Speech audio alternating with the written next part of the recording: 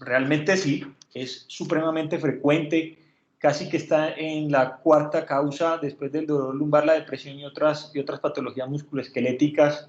Entonces, definitivamente como ortopedistas nos vamos a enfrentar a pacientes que nos lleven bien sea a urgencias o a consulta con motivo de que tienen dolor en el cuello. Como evidentemente en Estados Unidos es en casi que la mayor parte de los sitios en donde contabilizan cuánto se gastan en salud, allá aproximadamente juntando el dolor bajo de espalda y la patología cervical o el dolor cervical, se gastan aproximadamente unos 87 billones de dólares al año. Y han contabilizado de que en total la unión de estas dos patologías ocupan el tercer puesto después de la diabetes y la enfermedad cardiovascular. Entonces, quiere decir de que definitivamente esta es una patología o este es un síndrome que es importante y que debemos conocer y evaluar adecuadamente para tratar en lo posible de disminuir esto, evidentemente solucionándole el problema clínico al paciente, que es digamos, el fundamento de nuestra labor. ¿A quiénes les da dolor cervical? Pues es definitivamente en consulta importante preguntar esto y debe ser, aunque puede que los libros de semiología propongan otro orden, empezar a veces con los antecedentes y conocer exactamente de qué sufre el paciente, si hay alguna psicopatología asociada, si hay problemas del sueño que son supremamente frecuentes y se asocian a dolor cervical, el tabaco, la obesidad, si son pacientes sedentarios, si tienen un antecedente de trauma, que sería otro escenario que podría ser parte de otra charla, como el trauma en el cuello, y si tienen antecedente de dolor de espalda.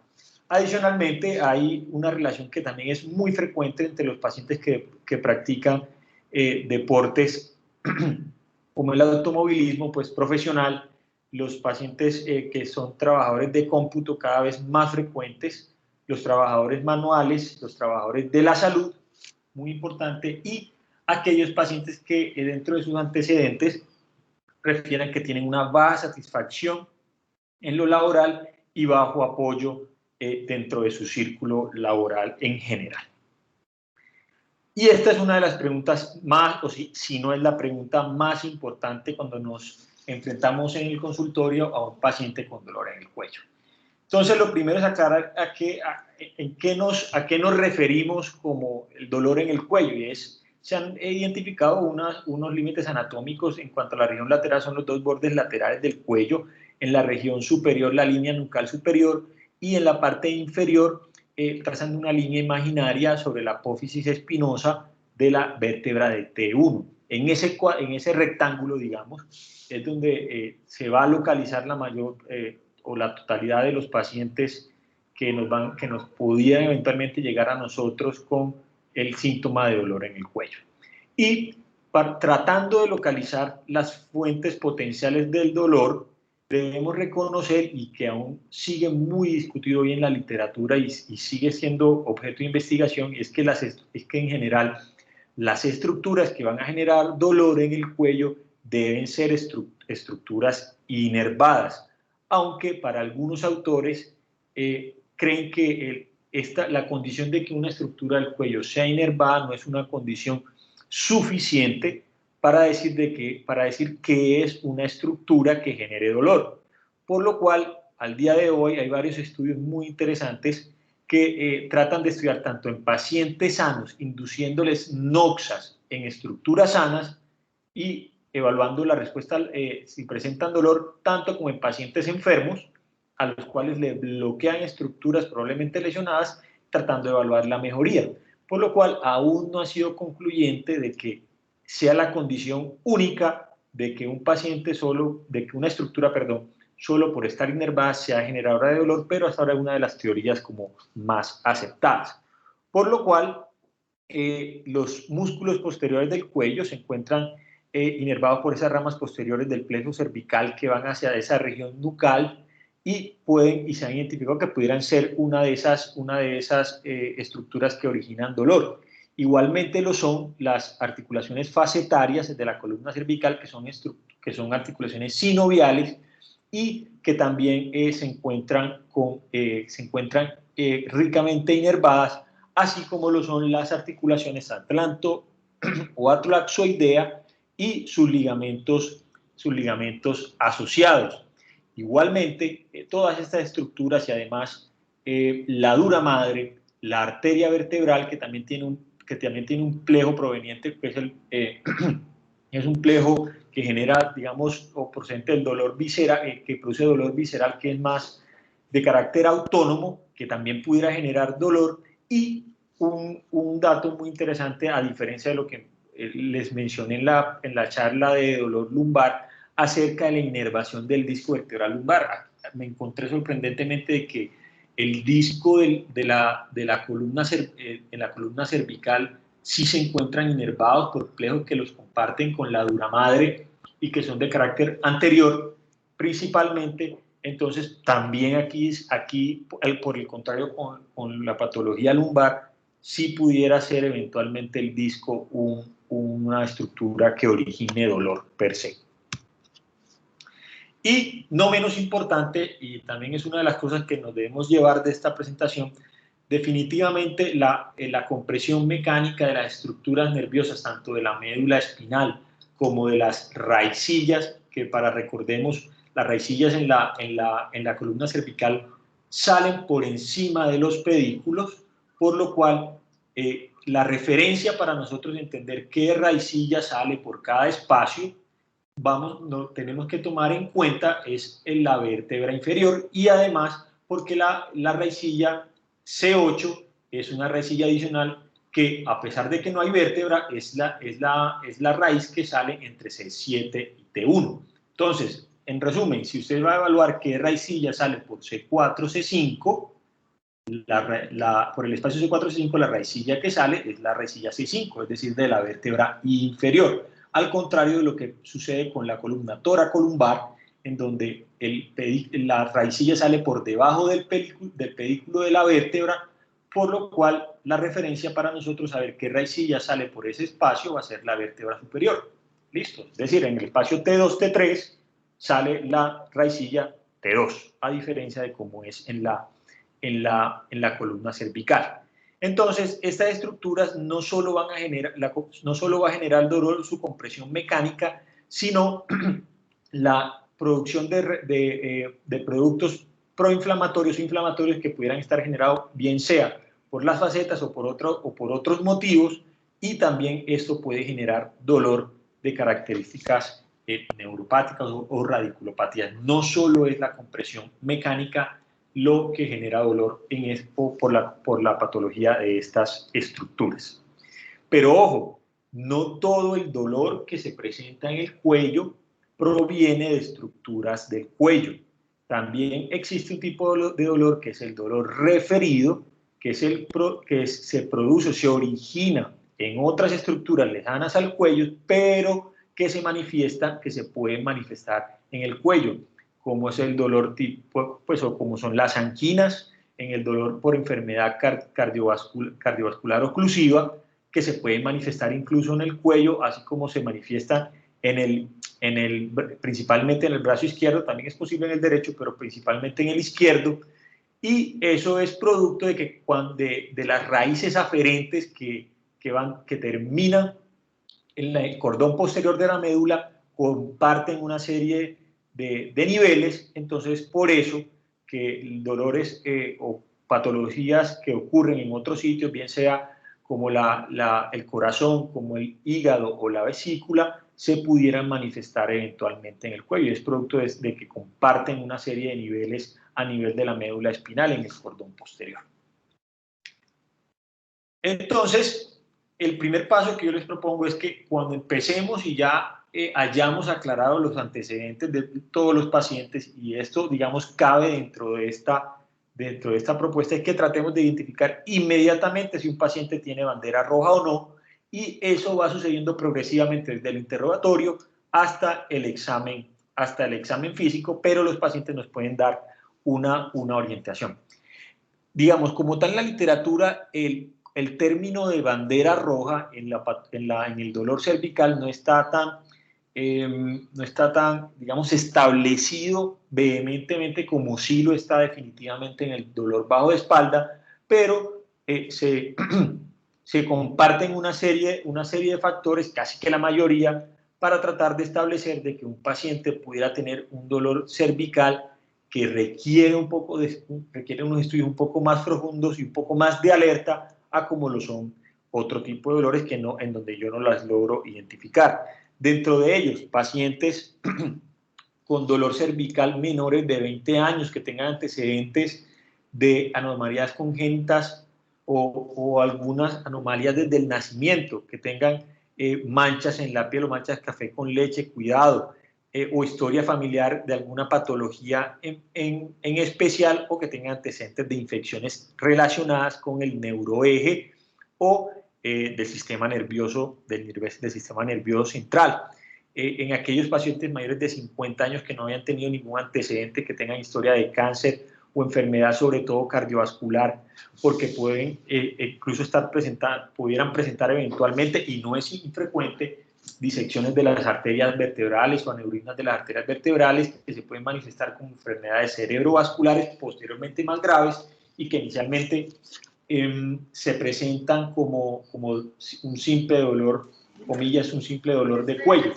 Qué bueno. Hay un micrófono abierto. Con el... ¿Cómo? ¿Qué fue? Hay un micrófono abierto. Muchachos, ahí me ayudan, porfa. Eso, gracias. Sí, ya salva. Ya salva, ya. Listo, gracias. En el examen físico, identificar si el paciente está febril, si hay rigidez nucal, si hay antecedente de náuseas o vómitos persistentes, pérdida de peso, tortícolis, limitación para la movilidad, sobre todo rotacional, rotacional y en el flexo extensión del cuello, si hay eritemas asociados, si hay sensibilidad excesiva en el cuello, o ya si tenemos algún dato previo de que hay un problema en los exámenes de laboratorio, como elevación en la velocidad de sedimentación, en los glóbulos blancos, elevación de la proteína C reactiva, o que haya un contexto de que además de los reactantes, patologías o laboratorios de patología reumatológica alterados, porque eso inmediatamente nos debe cambiar nuestro enfoque de manejo. Y ya al examen físico una serie de alteraciones muy llamativas y muy distintas que iremos revisando durante la progresión de la charla, que a mí me parece serían como las más relevantes.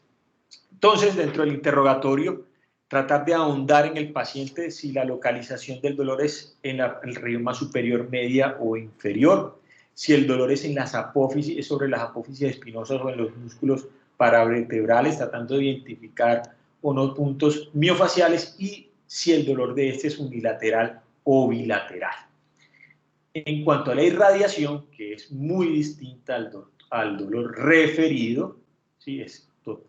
Son conceptos totalmente distintos, estar muy atentos a dónde se encuentra ese dolor, hacia dónde se va, o si el dolor no es irradiado, porque esto podría sugerir patología o una radiculopatía cervical. Debemos tener en cuenta que además las irritaciones musculares en la región del cuello también podrían dar o relacionarse con dolor tipo radicular, producto de ese mecanismo que les dije, que no solo es por mecanismo compresivo, sino por sustancias proinflamatorias. Y que además el dolor mediado por las facetas, como veremos más adelante, también puede presentar dolor de característica o con irradiación. ¿De acuerdo? Entonces debemos tener esto muy presente, de que no solo es la compresión.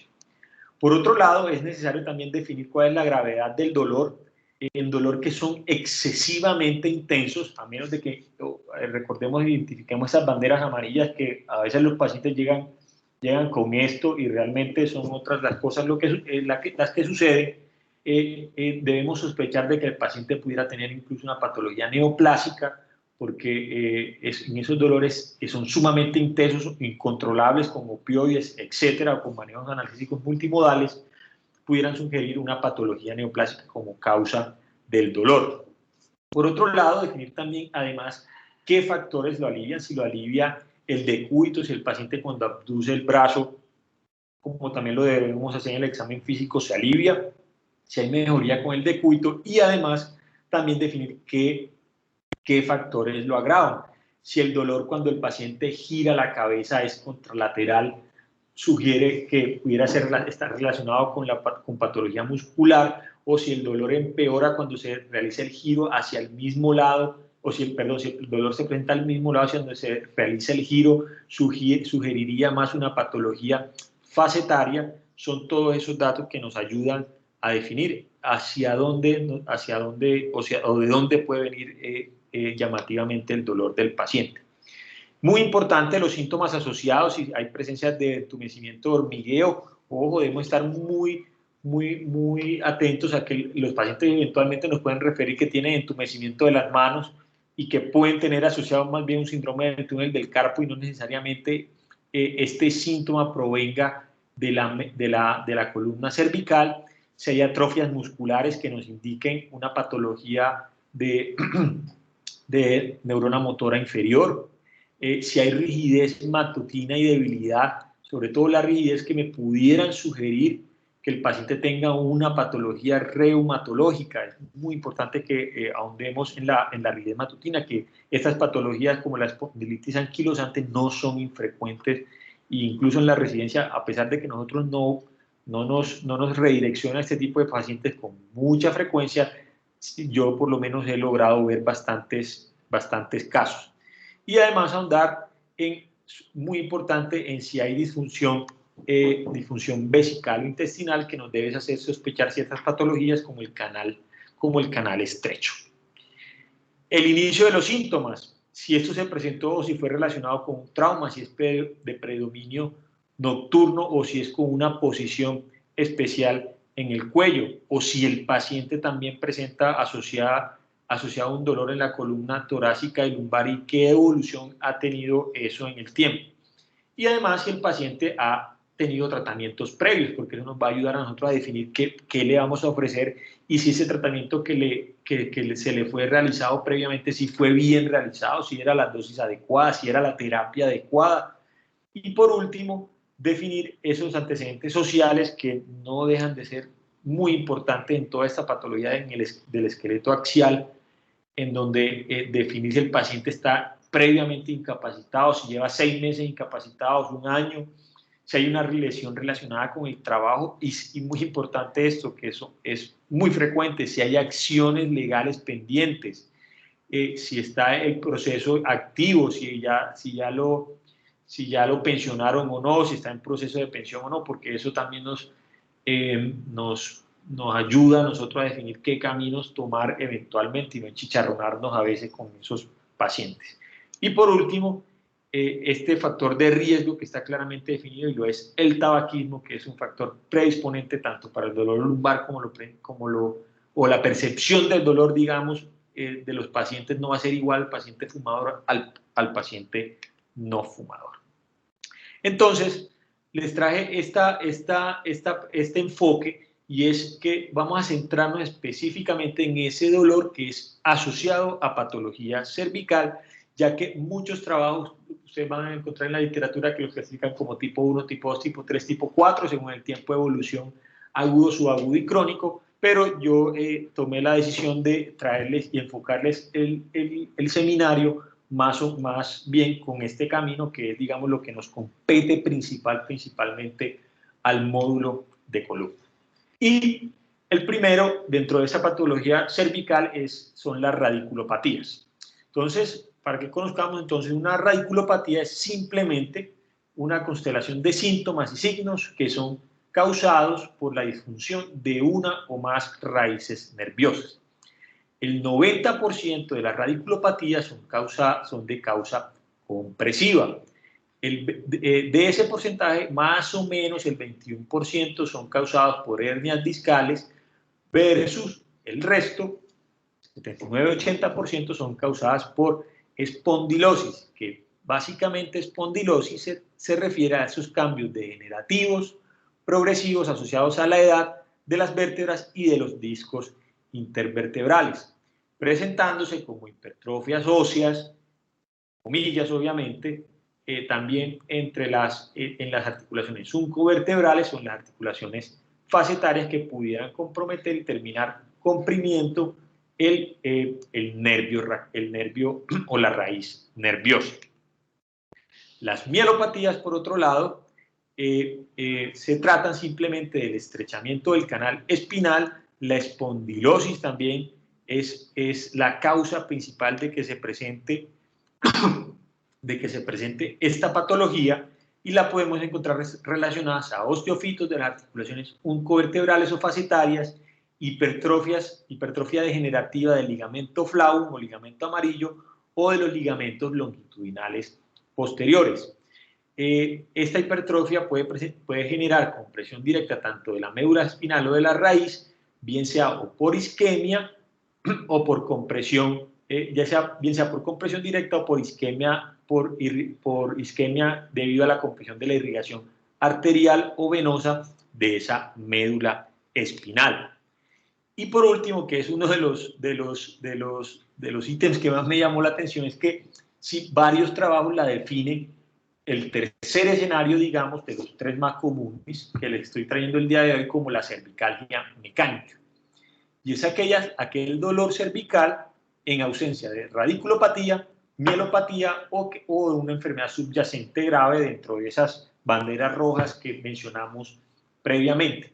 Y esta cervicalgia mecánica pudiera estar relacionada a una tensión muscular cervical o a punto, digamos, a un proceso miofacial, a un dolor articular facetario, a un dolor de origen discogénico o producto de una espondilosis cervical. Entonces, en resumen, digamos, dentro de esa patología cervical de la que nosotros nos compete estudiar acá, tenemos grandes, más o menos, tres escenarios. Uno es el paciente con una radiculopatía, dos es el paciente con un canal estrecho, y tres es aquel grupo de pacientes con una cervicalgia mecánica, en donde simplemente se resumen aquellos pacientes que no están ni en radiculopatía ni en canal estrecho y que pudieran estar relacionados con estos cuatro escenarios. ¿De acuerdo? ¿Qué nos ayuda y qué es fundamental que definamos cuando hablamos de la cervicalgia mecánica? Porque como había hablado el doctor Manosalva, a veces, bueno, pero ¿qué es mecánico en la parte de dolor lumbar? Bueno, estos autores tomaron este camino de definir que la cervicalgia mecánica son estos cuatro escenarios. Entonces, en cuanto al dolor articular facetario, es fundamental también definir de que existen unos mapas de irradiación hacia dónde se pueden presentar o irradiar, o irradiar el dolor de origen facetario. Entonces, debemos tener en cuenta en que en las localizaciones C2, C3 se localizan esencialmente en estas regiones occipitales o retromastoideas y pueden venir de la faceta y no necesariamente de un tipo de lesión local. Igualmente sucede con C3, C4, que ya tiene una localización un poco más lateral, a diferencia de C4 y C5, que a pesar de que es un poco lateral, también es de localización más posterior. Y en la región, en cuanto a las facetas C5, C6, ya el dolor se va irradiando un poco más hacia el hombro, sobre todo a la región superior del hombro y a la región escapular proximal o superior, y con respecto a C6 y C7, ya el dolor puede incluso ser mucho más escapular y no necesariamente estar localizado en este sector. Y a diferencia de cómo se puede presentar el dolor de origen discogénico, que también hay varios trabajos en donde nos muestran una serie de mapas donde el origen puede venir de estos sitios. Fíjense en C2, C3 cómo ocupa toda la región posterior sobre la región nucal superior. C3 y C4 ya se va haciendo un poco más inferior y ya más llegando hacia esa línea imaginaria que trazamos sobre la apófisis espinosa de T1, y a partir de C4, C5, como ya se va localizando el dolor más hacia la región lateral del cuello, hacia la región superior del hombro, y definitivamente en la región relacionado con C5, C6 se localizan en la región escapular, y 6, C7 incluso además de esa región escapular posterior y del hombro se puede dirigir hacia la región más cubital del brazo. Entonces, es muy importante de que no necesariamente los dolores que se presenten en otros sitios pueden necesariamente estar relacionados con una radiculopatía, sino que el dolor de origen fase o por patología facetaria y por patología discogénica se pueden también presentar en estas regiones, que es muy importante que las tengamos en cuenta. Hablemos entonces de los síntomas. Las radiculopatías en general es una combinación que puede o no tener presente el dolor. En general los pacientes hasta un 15% pueden presentar debilidad motora, hay disminución de los reflejos o de la sensibilidad, parestesias en un 90%, y puede estar relacionada, no siempre es tan sencillo tener una que se nos presente en delibro con una distribución de raíz. En general las raíces más afectadas son 5 y 8, y los pacientes pueden presentar una gran variedad de localizaciones de dolor, teniendo en cuenta el compromiso de estas raíces, que pueden partir desde C5, localizados en el cuello, escápula y hombro, C6, ir bajando y ya ir incluso localizándose en la región más radial del antebrazo, C7 estar localizado en la mano, sobre todo en el dedo medio, y C8 también estar localizándose tanto en el antebrazo medial como en la mano. Pueden haber alteraciones de la sensibilidad y las parestesias que debemos tratar de localizar lo más, digamos, preciso posible. Por ejemplo, en C7 el dedo medio, como les había dicho, es muy sugestivo de esa raíz. C8 nos habla un poco más de la parte medial de la mano, como el quinto dedo y el anular. Entonces, digamos que estos patrones de sensibilidad nos pueden ayudar mucho a localizar hacia en qué región el paciente presenta la patología. A diferencia de la mielopatía, en donde el inicio de los síntomas puede ser gradual, puede haber incluso un empeoramiento repentino, un paciente que estaba más o menos compensado y de un día para otro se empeora súbitamente, también puede ser de características episódicas, y los pacientes se pueden manifestar con dolor en el cuello, el hombro, los brazos, puede presentar espasticidad en la marcha, adormecimiento de las extremidades de distribución que no es incluso dermatómica, puede haber pérdida del control fino motor de las manos, debilidad en las extremidades inferiores incluso, y ojo, que puede también presentar disfunciones intestinal o vesical. Y en cuanto a la cervicalgia mecánica, como aquí es incluso a veces muy difícil localizar y tener claro cuál es el origen del dolor exactamente, si es el punto miofacial, si es facetario, si es dolor discogénico, etc. El curso e historia natural de la enfermedad en cuanto a los síntomas puede ser indeterminada. Son solo algunos signos en el examen físico que nos pudieran ir ayudando progresivamente a tratar de identificar de dónde es el origen del dolor, porque puede ser a veces muy inespecífico cuando nos centramos en este escenario del dolor cervical. Entonces, empecemos con el examen físico.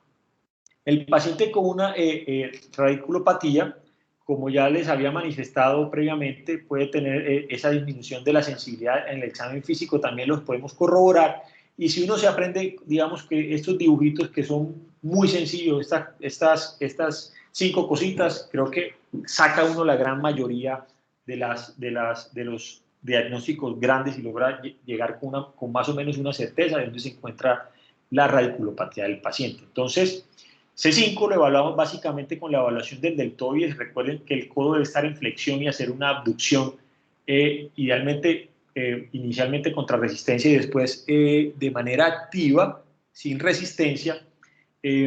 La evaluación es sensitiva, aunque se genera o se realiza en la región del muñón del hombro, en la región más lateral. Pudiera, y esto uno lo encuentra discutido en los libros, de que C5 se evalúa con el reflejo bicipital. Lo encontré otros textos en donde pudiera ser C6, pero bueno, la mayoría, digamos, de los textos que he encontrado en C5 es donde uno evalúa básicamente, se evalúa básicamente con el reflejo bicipital, y yo creo que también para efectos de examen es como el concepto que debemos grabarnos.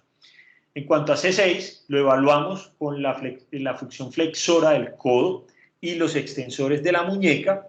Se evalúa la parte de reflejos con el reflejo braquiorradial, y la parte sensitiva pudiera estar eventualmente compartida en cierta parte con C7, pero en general la parte más radial del antebrazo está relacionada con C6, y ahí es donde lo evaluamos. C7 lo evaluamos con la fuerza del tríceps y el reflejo tricipital, y la parte sensitiva, como les dije, es un poco mejor evaluable si evaluamos la sensibilidad en el dedo medio de la mano, es un poco más preciso. C8 se evalúa con los flexores de los dedos, la parte sensitiva se evalúa en la región más cubital del antebrazo y de la mano, y sí no tiene un reflejo asociado. Y T1 lo evaluamos con la abducción de los dedos, que evalúa básicamente el nervio ulnar, que proviene principalmente de la raíz T1, y digamos esta parte sensitiva es un poco más compleja porque es compartida en esta región y es más o menos la región más medial del codo, entonces no es eventualmente tan útil porque se nos pueden cruzar varias raíces en ese sector. En cuanto a las pruebas provocadoras y de alivio, contamos con la maniobra de Spurling, que es básicamente la compresión con desviaciones específicas hacia la región posterior, bien sea derecha o izquierda, para tratar de reproducir esa compresión de la raíz y reproducir la radiculalgia. Tiene una sensibilidad de aproximadamente el 40 al 60%, con una especificidad del 85 al 90%, y es una de las pruebas más utilizadas para tratar de aclarar la radiculopatía. El signo de alivio, cuando el paciente realiza una abducción del hombro y se lleva la mano hacia la cabeza, tiene una sensibilidad del 40 al 50% a la mejoría del síntoma, y una especificidad del 80 al 90% para hacer el diagnóstico. Y tenemos otras, como es la maniobra de Valsalva, que también se pudiera utilizar en la columna lumbar, en donde el paciente presenta la reproducción de la radiculalgia haciendo la maniobra de Valsalva, tapándose la nariz, con una sensibilidad del 22% y una especificidad del 94%.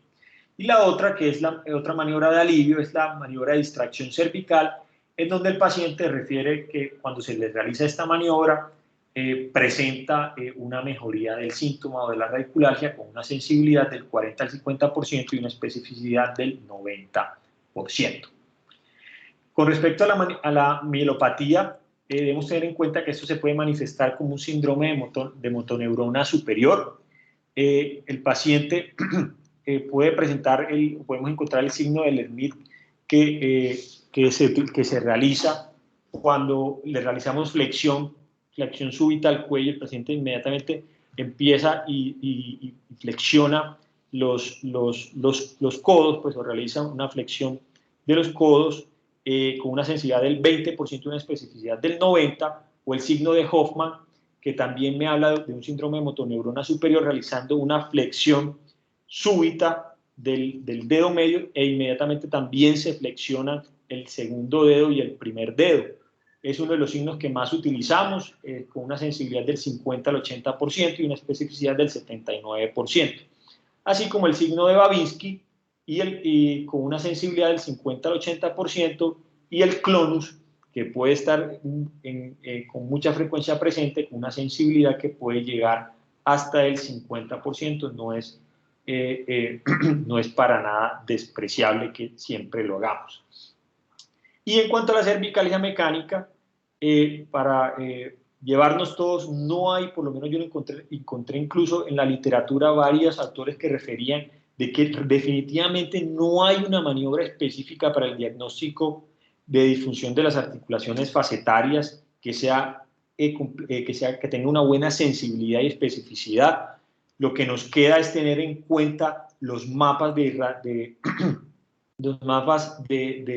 dolor en los que puede presentarse la patología facetaria, y además contar con la palpación paraespinal de los músculos, si hay un punto gatillo o un punto miofacial, si hay restricción para los movimientos de extensión, inflexión y rotación, si encontramos una cifosis cervical o si hay una hipertonicidad de los escalenos anteriores y medios o de los esternocleidos mastoideos y trapecios, que nos pudieran sugerir que el dolor es de origen muscular, porque lamentablemente en este punto no hay pruebas específicas para tratar de localizar el dolor tanto de origen facetario como discogénico.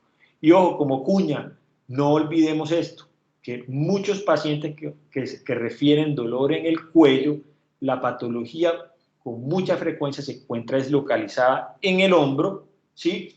Por lo cual debemos a todo paciente que nos llegue con dolor en el cuello hacerles también las pruebas específicas del hombro, principalmente de patología del manguito rotador, que es la más frecuente, porque nos podemos llevar muchas sorpresas, y sobre todo cuando muchos pacientes viven como con las dos patologías, tratar de aclarar de cuál de los dos es supremamente importante antes de definir por lo menos una conducta quirúrgica, sobre todo para la columna cervical. Entonces esto es supremamente relevante. Cuanto a las imágenes, una bandera roja o que el paciente tenga una cirugía previa sugiere que le ordenemos a nuestro paciente en la primera evaluación una imagen. La literatura dice que en ausencia de banderas rojas no ordenarle rayos X al paciente. Esto pudiera ser discutido porque, como ya nos ha pasado muchas veces a los que hemos por lo menos pasado en el módulo, los profesores nos enseñan, un paciente que tal vez lleve 3 meses o haya volteado, ya va con varios médicos y que vaya a su consulta y usted ni siquiera le ordena unos rayos X, pudiera afectar un poco la relación médico-paciente. Entonces, esto pudiera no ser una condición o una camisa de fuerza. Ya que pues la literatura lo que nos indica obviamente en el número y en la estadística es que no aporta mucho para el manejo inicial, pero cuando ya uno trata con personas, esto a veces ayuda, y yo creo que ayuda mucho. Además, ¿en qué sí debemos tener en cuenta? En aquellos pacientes en que no haya mejorado el manejo, no nos haya mejorado el manejo conservador, o que el dolor sea de características moderadas a severas, o que lleve más de 6 semanas sin mejoría, se tengan síntomas incapacitantes, sí se sugeriría la realización de una imagen. Las radiografías simples son el estudio inicial, las proyecciones AP lateral y con boca abierta para estudiar principalmente la odontoides y la articulación atlantoaxoidea. También las radiografías oblicuas y dinámicas nos pudieran ayudar a identificar patología cervical. Principalmente la radiografía nos ayuda sobre todo a indicios de patología degenerativa, a deformidades grotescas. Por ahí podemos identificar la rectificación de la columna que pudiera sugerir patologías en otros sitios o por espasmos musculares, etcétera, o incluso identificar tumores. Y en el caso de trauma, que es otro escenario, pues como estudio inicial en pacientes con traumas leves o que no tenga dificultad para la movilidad pasiva del cuello, son el estudio de elección. La resonancia magnética sin duda es el estudio de elección en la mayoría de los pacientes que requieren una imagen adicional. Me ayuda la evaluación tanto de patología osteoarticular como de las estructuras nerviosas, y además sin duda de los discos y de las estructuras ligamentarias. En el contexto de una radiculopatía o en el que yo sospecho un canal estrecho, es el estudio de elección para ordenar a los pacientes, y es el que nos va a ayudar a definir si el paciente requiere, asociado a los síntomas, sin duda alguna, o a la historia clínica, definir si el paciente requiere un manejo conservador, como son la mayoría, o si definitivamente quiere un manejo quirúrgico inmediato por una patología que sea urgente y de gravedad. La tomografía nos puede ayudar para el planeamiento quirúrgico en el escenario de que así lo requiere el paciente. En el escenario de tumores puede ser supremamente útil, o sin duda en el paciente en el escenario de trauma de alta energía o en baja energía, que no sea capaz de realizar una movilidad pasiva o activa del cuello por dolor, pues la tomografía va a ser supremamente de mucha utilidad. Otras ayudas diagnósticas como lo son la electromiografía, pues esto nos lo va a definir es el examen físico, si el paciente realmente requiere hacérsela o si tengo un hallazgo significativo en la resonancia magnética.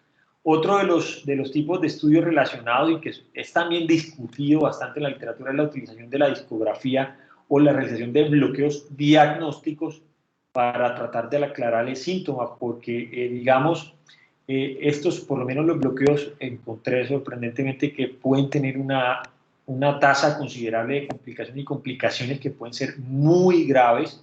Entonces, por eso digamos, para los americanos lo utilizan mucho, pero para otros autores puede no ser de elección y de rutina, bueno, no de rutina, digamos, como o de utilidad para tratar de localizar el dolor en el paciente, porque tiene una tasa significativa de complicaciones y complicaciones que pueden ser bastante graves. En dolor mecánico, muchos de ellos no lo recomiendan, entonces también podría ser un objeto de discusión al final de la presentación, si alguno de los profesores lo tiene como una herramienta disponible. Alrededor del tratamiento, yo traté de tomar el camino y lo que nos ofrecía este artículo de la Clínica Mayo, ya que hay otros artículos que, como les dije al inicio de la presentación, subdividen el dolor cervical en tipo 1, tipo 2, tipo 3, tipo 4. A mí no me impactó tanto, entonces traté de tomar lo que nos ofrecía este artículo de la Clínica Mayo del 2017. Entonces, en un dolor no específico, la generalización se toma como, el tratamiento se toma como en general lo que tomamos para un dolor bajo de espalda, y es iniciar al paciente con ciclos cortos de AINES y relajantes musculares.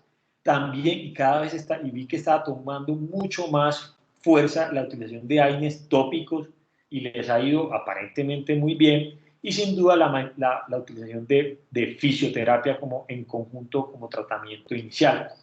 Está también discutido la utilización de manipulación o quiropraxia, pero debemos tener muy claro de que no hay otra patología asociada, porque, como ya me ha comentado en estos días el doctor Arango, han llegado una que otra complicaciones graves por ahí, producto de esto, y en las que no se había descartado adecuadamente una patología asociada.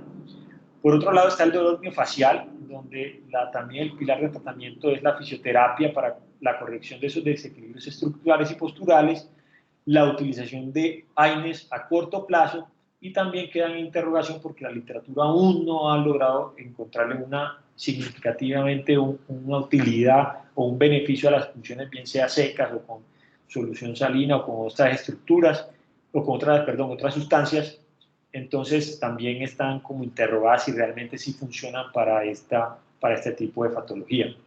Y para el dolor facetario, los AINES, así como se utilizan en la columna lumbar, la fisioterapia y los bloqueos analgésicos, cuando ya nos ha fallado este primer escalón, son de una utilidad importante, teniendo en cuenta obviamente de lo delicado que es y que no es tan sencillo tampoco técnicamente realizar un bloqueo en la columna cervical con un poco más de riesgo a diferencia de la columna lumbar. Y en cuanto a la cervicalgia mecánica, relacionada con el dolor discogénico, hay muchos interrogantes si realizar o no la discografía en esta región, si los AINES y la fisioterapia sola en conjunto funcionan adecuadamente, la utilización de inyecciones epidurales e intradiscales también están discutidas. Unos autores la apoyan mucho y han tenido muy buenos resultados, y por otro lado, si el dolor de este origen, simplemente sin tener una clara radiculopatía o un canal estrecho, ameritan que un paciente se ha llevado a cirugía. Esta es también otro de los interrogantes que está discutido en la literatura. Y en cuanto a los tratamientos relacionados con hernias discales o con radiculopatía, los bloqueos transforaminales también tienen su riesgo por toda esta región y lo que ya les he mencionado previamente, adicionalmente asociado a los infartos reportados de médula ósea relacionados con corticoides, que también se han publicado, Y un dato muy interesante, y es que me encontré unos artículos bastante recientes que mencionaba, y un metaanálisis que mencionaba que el bloqueo, la fisioterapia y la mitriptilina o gabapentin, no pregabalina, sino gabapentin, tenían mejores resultados que cualquiera de estas terapias o de estos métodos de tratamiento solo. Entonces, me parece un dato interesante en donde la utilización de este tratamiento, digamos, completo y no por separado, pudiera ser mejor que utilizar cada uno de ellos no en conjunto. Entonces, valdría la pena también mencionar eso al final. Y tener en cuenta en el canal estrecho de que aquellos van a ser sintomáticos, comillas, aquellos que sean principalmente menores a 10, a medianos a 10 milímetros. Se han utilizado aquí también los bloqueos con esteroides y anestésicos locales, pero no se ha encontrado tanto beneficio como si se ha encontrado un poco más con las hernias discales. Entonces también hay que tener prudencia cuando se ofrezca un tipo de tratamiento, un bloqueo para los pacientes con canal estrecho, y explicarles sobre todo de que no hay tan buena mejoría como si se trata en el otro escenario. Y para finalizar con respecto a los tratamientos quirúrgicos, el tipo de procedimiento quirúrgico, que pudieran ser 3 charlas distintas o más, va a depender evidentemente del origen. Lo vamos a tener en cuenta cuando fallemos en ese tratamiento conservador. Sin duda, en las cervicalgias mecánicas su evidencia es supremamente restringida, precisamente porque no es tan fácil encontrar la causa y por lo tanto hacer los estudios no es tan sencillo.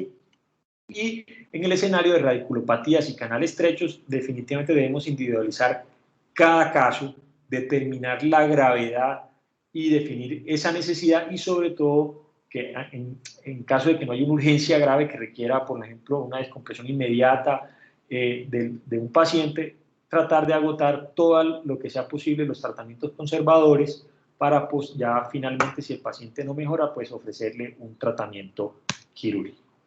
Entonces, como conclusión, debemos determinar el probable origen del dolor, es lo fundamental para determinar qué camino vamos a seguir y qué le vamos a ofrecer a nuestros pacientes, qué imágenes le vamos a ofrecer. Tener en cuenta que aquí la semiología, esta es una patología que es netamente semiológica, es la piedra angular para el enfoque diagnóstico, y como en el dolor lumbar, el tratamiento conservador es el pilar del tratamiento en esta patología. En casos refractarios y con banderas rojas, nosotros como ortopedistas debemos remitirlo ya definitivamente al cirujano de columna cuando no logremos con estas primeras opciones que tenemos solucionarle el problema al paciente. Muchas gracias.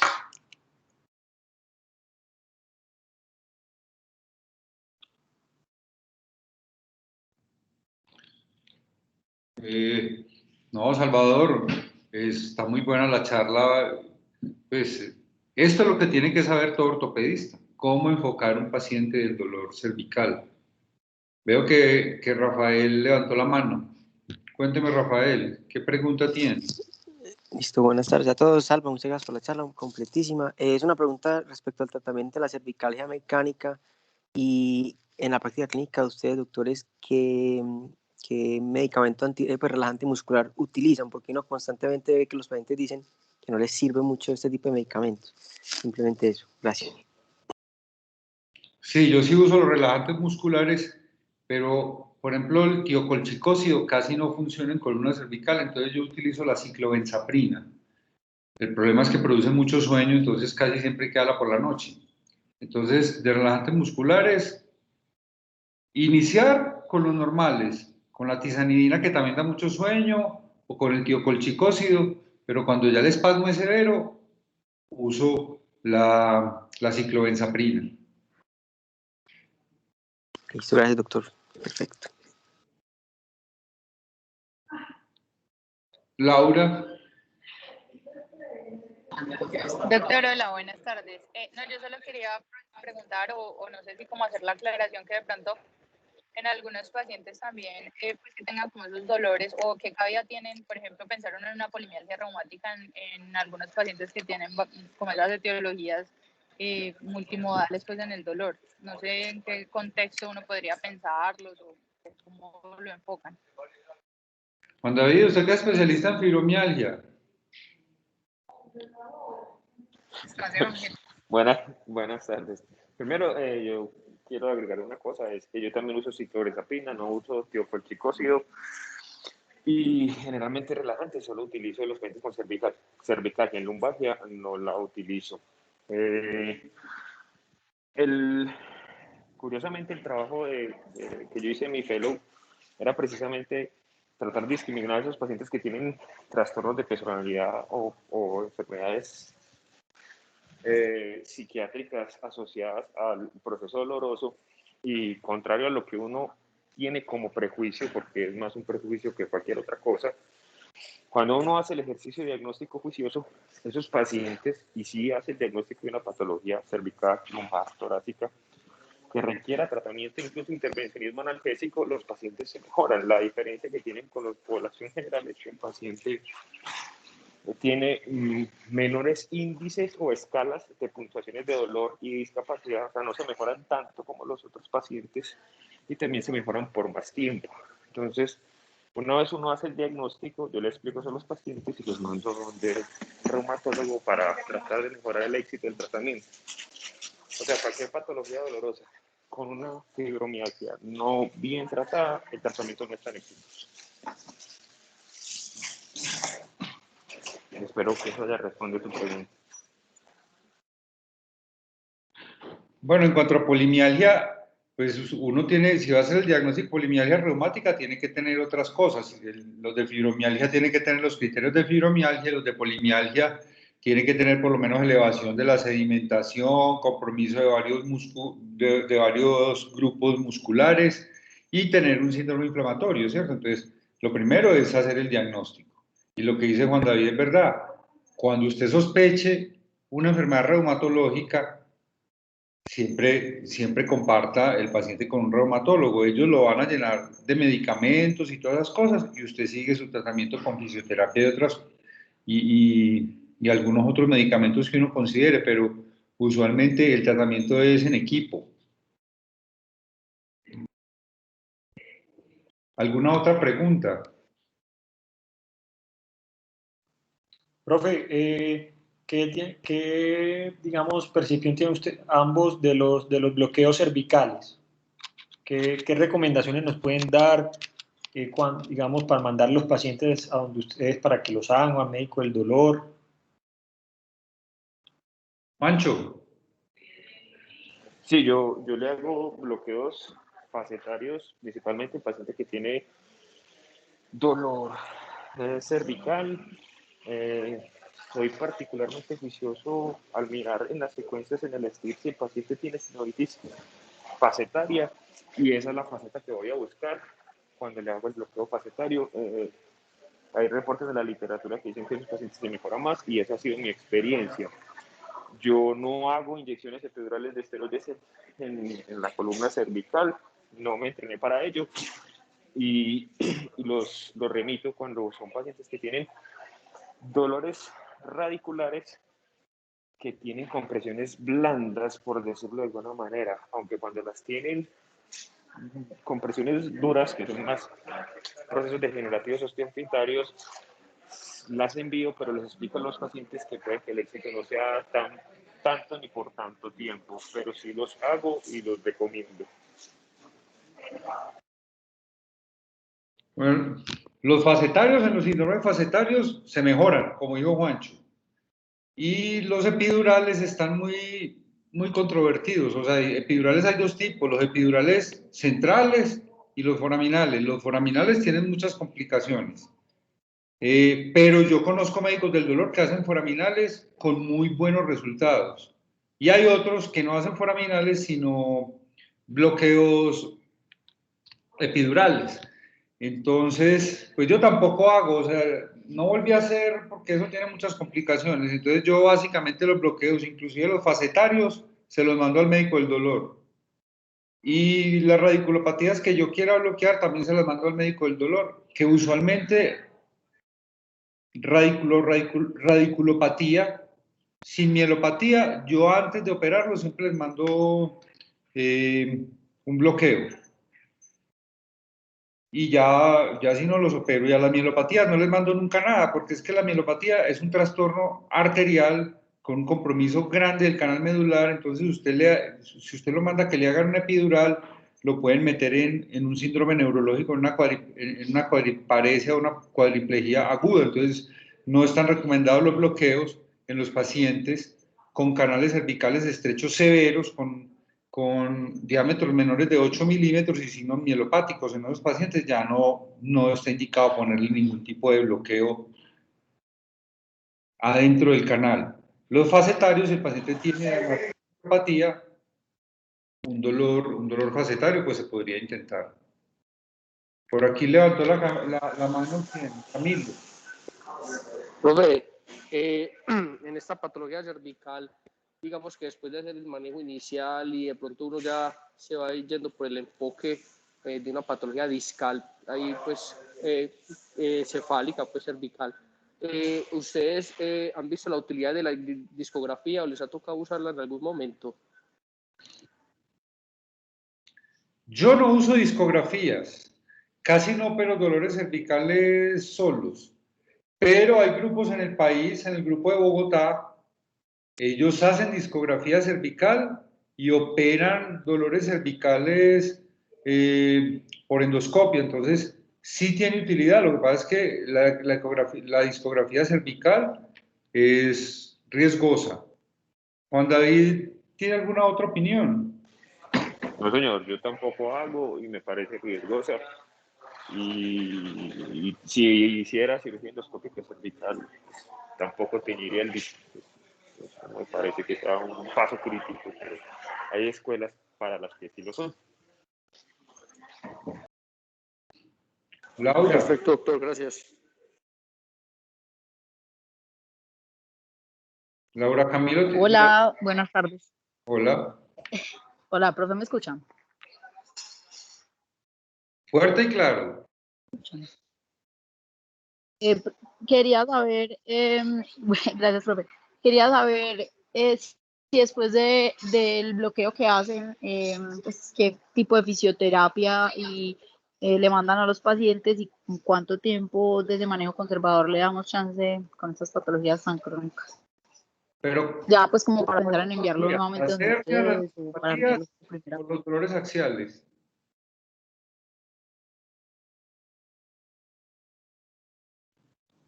Profe, no lo logramos escuchar, profe. Yo no lo logré escuchar. ¿Cuál es?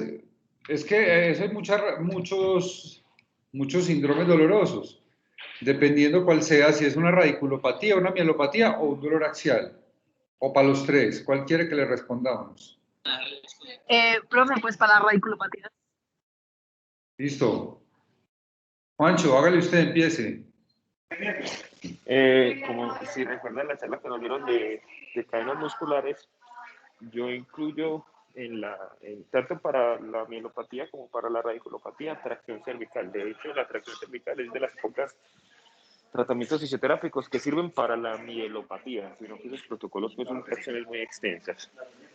Pero la tracción longitudinal suave sirve para el paciente con dolor radicular, más estiramientos de los erectores o extensores del cuello y estiramiento de todo lo que es la musculatura de la parte anterior del cuello, incluyendo la fascia clavipectoral y los pectorales, que ellos también tienen algunas implicaciones. He aprendido que la falta de rehabilitación de sus pacientes hacen que sea mayor la tendencia y el esfuerzo, la tendencia en la proyección cefálica anterior y el esfuerzo de los pacientes para mantener la visión hacia el frente.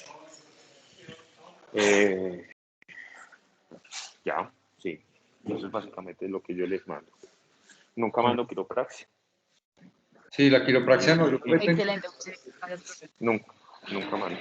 Ok.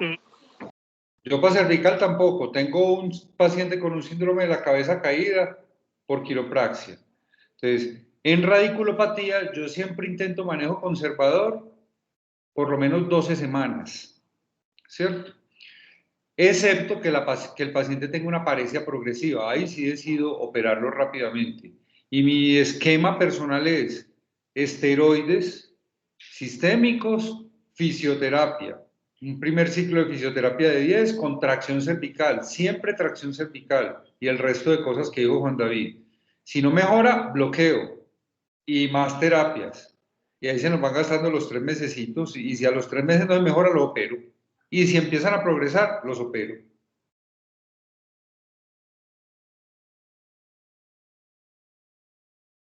¿Alguna otra pregunta?